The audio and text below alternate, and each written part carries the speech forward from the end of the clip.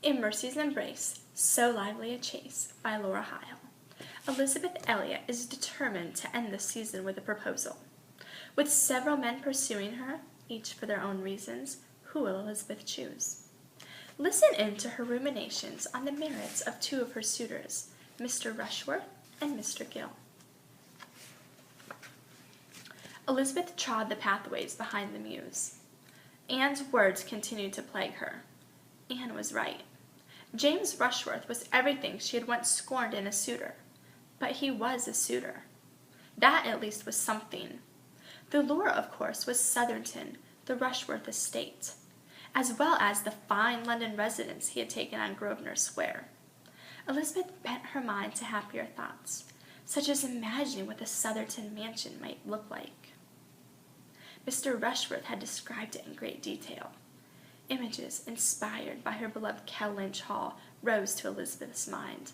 A grand and lofty house, shining floors, solid mahogany, rich damask, gilding, and carving, and James Rushworth's eager face as he demanded that kiss. Elizabeth gasped aghast.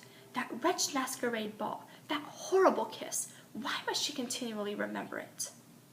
She stalked to the gate, determined to put James Rushworth out of her mind. But another set of memories came boiling up.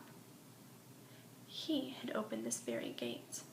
He had helped her evade Mr. Elliot, and then they fled through the park together. Not Mr. Rushworth, but Patrick Gill. Elizabeth sighed heavily. The very last person she wished to think about, besides James Rushworth, was Patrick Gill.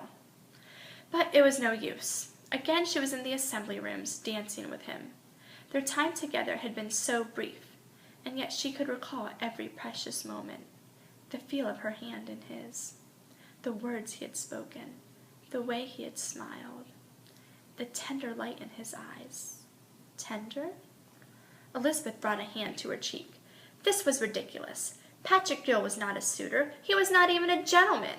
He had a profession, which meant he was a person, a man, much like her father's solicitor, Mr. Shepherd. If you want to know more about Elizabeth's other suitors and discover which man she chooses, then pick up a copy of Mercy's Embrace.